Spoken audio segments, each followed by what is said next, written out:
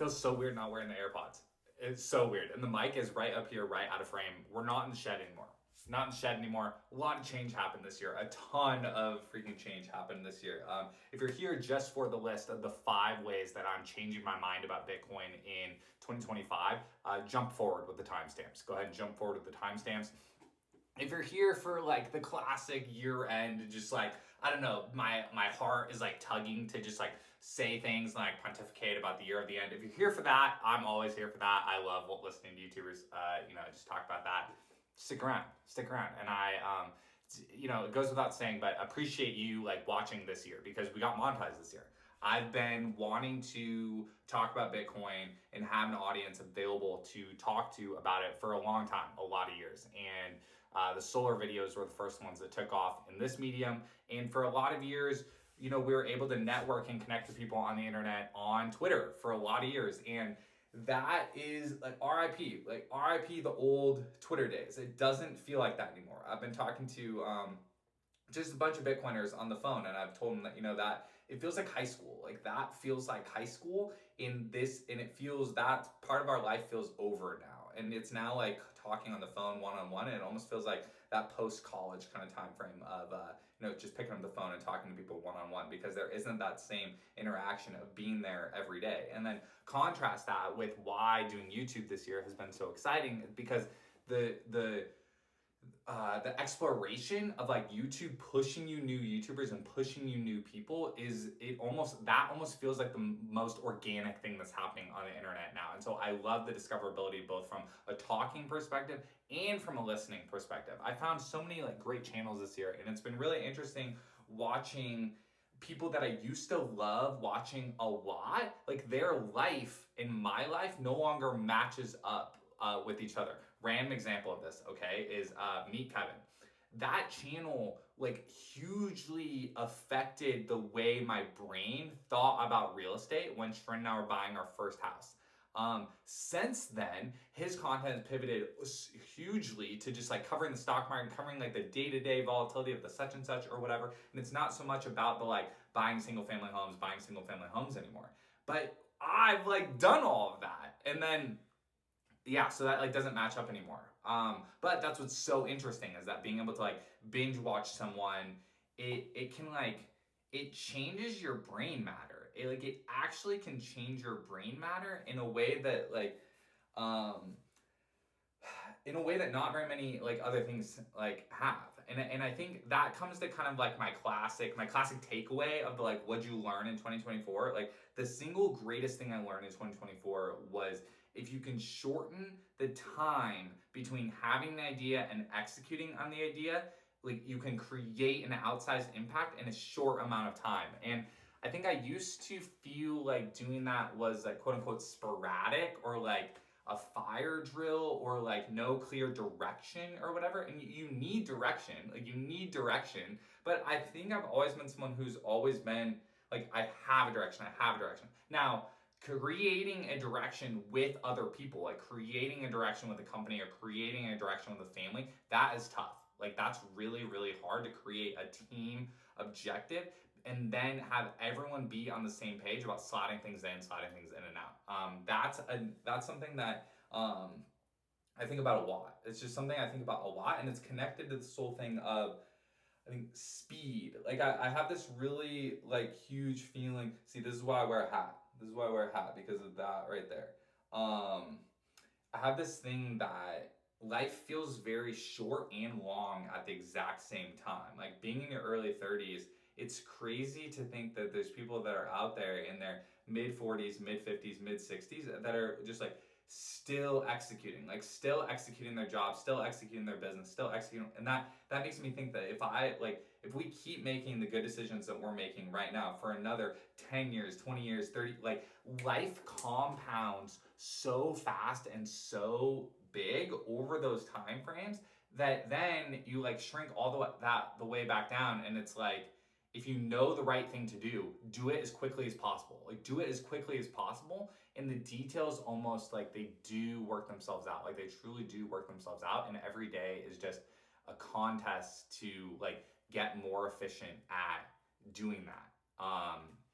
And yeah, Like I think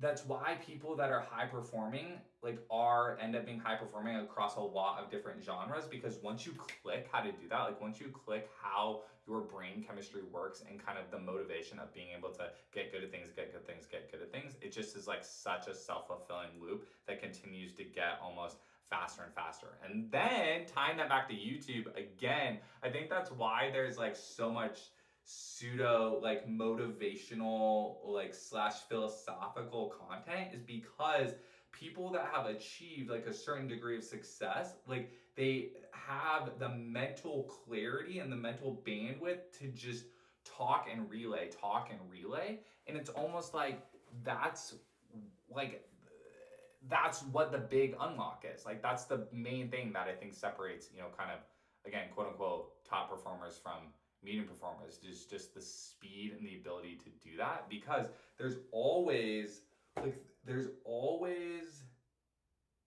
like barriers and obstacles. There's literally always barriers and obstacles, and so it's just how fast can you get around them? How fast can you get around them, and how fast can it like not deter you? And that transitions perfectly into the 5 ways that I'm changing my brain about Bitcoin in 2025, because as you'll see, these are all things that like if you get caught in the mental pattern of them, it causes you to kind of have like a very narrow scope. So number one way I'm changing my brain about Bitcoin in 2025, taxes. Taxes are not hard.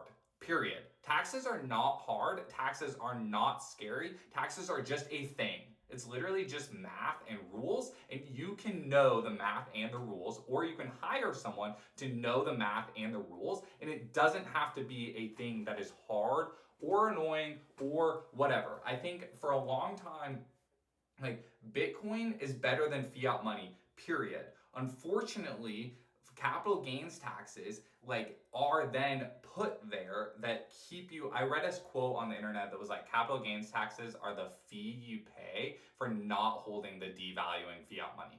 And like that reframing is just so much more helpful, and it helps you just be like, look, yes, can you say that it's annoying from a philosophical perspective or whatever? Sure, totally. But it's also just math and rules and like a problem that can be solved. And the more that you get hung up on kind of like, it's kind of why the whole preamble of the like 2024 like thoughts it was like semi on topic, because like every minute that you spend just pontificating about the moral case of tax or whatever, or like how you wish the government would be more efficient or whatever, is literally a minute that is not going back to the number one thing you do the most. Like, what is your biggest lever to change the world? What is your personal biggest lever? What is my personal biggest lever to change the world? And how can I in 2025 dedicate more minutes to thinking about that rather than things that are a distraction? And for me, like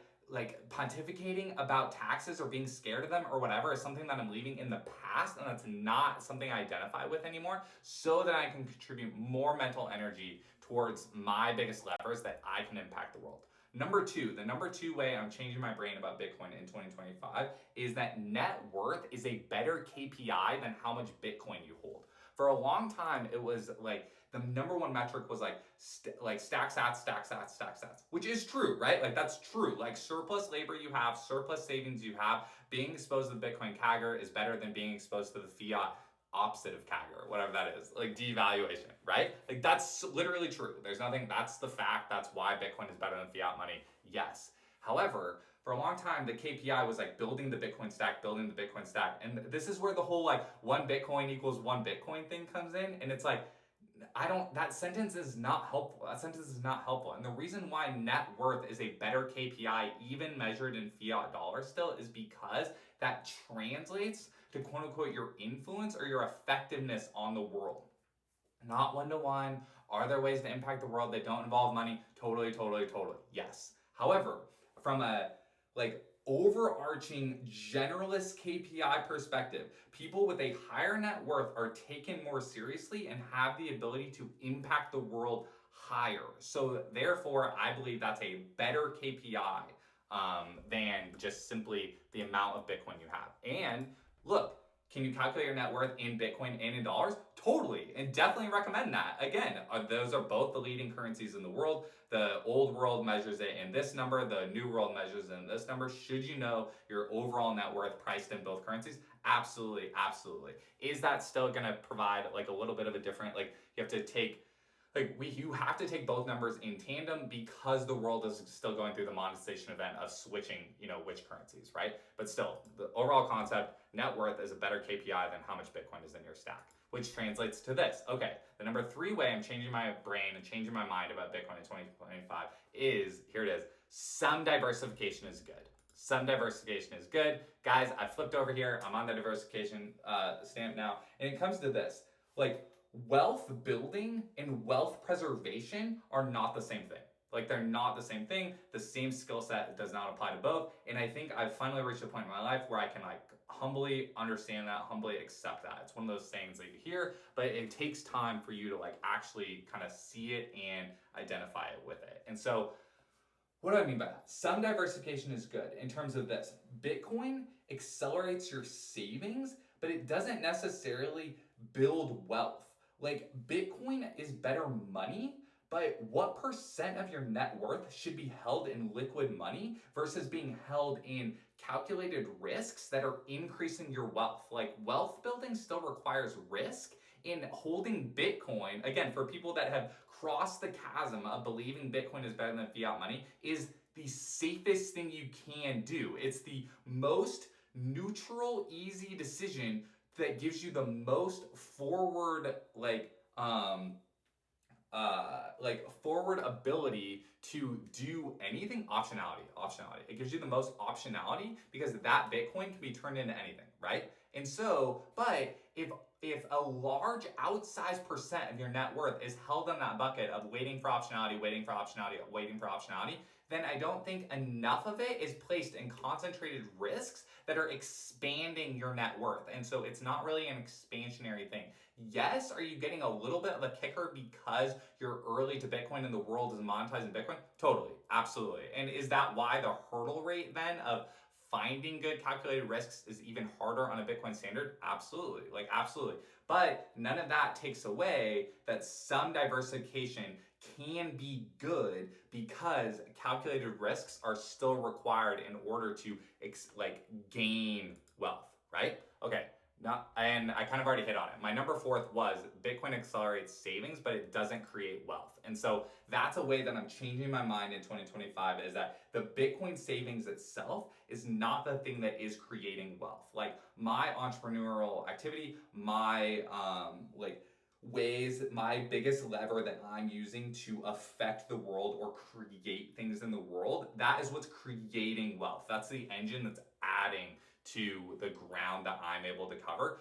Bitcoin is a great savings and a great replacement of fiat money, which gives me a more solid foundation in order to take risks. The 5th way I'm changing my brain and changing my mind about Bitcoin in 2025 is that Bitcoin rewards are the single largest top of funnel message that hits mass market that exists. I've talked to thousands of Bitcoiners, both in person and online, and from all lines of the spectrum, all the way from very first day buying Bitcoin, all the way to very OG, been in the game for a very long time. And I've tried basically every single way of pitching Bitcoin that exists. And for 2025, Bitcoin rewards is the single simplest message that hits with the broadest mass market. And the reason for that is because it's simple and can map with any current habit that they have. Any current habit. If they're a debit card person, sweet, Bitcoin rewards. If they're a credit card person, sweet, Bitcoin rewards. If they bank at blah, blah, blah, blah, blah, blah, blah, sweet, Bitcoin rewards. If they buy crypto already at blah, blah, blah, blah, blah, blah, blah, sweet, Bitcoin rewards. Rewards, Bitcoin is better than miles, it's better than cashback, it's better than all that other stuff because people are over the gimmicks of everything. They're over the coupon cutting, they're over the gimmicks, they're over the whatever. But so if you can just present that in your purchasing decisions, if you run it all this exact certain way and get X% back in Bitcoin, then Bitcoin is better than the current rewards that you're already getting. Boom, all your stuff is becoming cheaper into the future. That alone is the long message that will hit with them. And that's the long version. The short message is take the free money. Take the free money. Orient your purchase through this direction, get the free money. that's the reason why it's the top of funnel mainstream message that exists, because people are doing what they're already doing. They're already making a purchase. They're already making a financial decision that there is already in their brain. There's the only habit change is operating it through this checkout style versus this checkout style, and that's it. And so Bitcoin rewards is the single largest top of funnel message available for Bitcoin adoption in 2025, and it also applies to everyone. So it doesn't, it like, the other beautiful thing about this is it completely is a great kind of anchor against all the kind of institutional adoption stuff that's going to continue to happen and happen. And that's what continues to keep Bitcoin in kind of this weird other bucket, because stocks aren't rewards. It just keeps it in this other bucket that helps keep it weird and helps keep the network effect growing. And so that's those are the 5 ways that I'm changing my mind about Bitcoin in 2025. And that's how I've thought about this YouTube channel, thought about productivity, thought about just like the impact of just like things on the world as this year's gone on. And so really appreciate you watching, like, actually for real. And I hope that in this year you are able to watch a ton of great content that can fill your brain and change the actual matter in your head in a way that you can create an outsized impact on the world.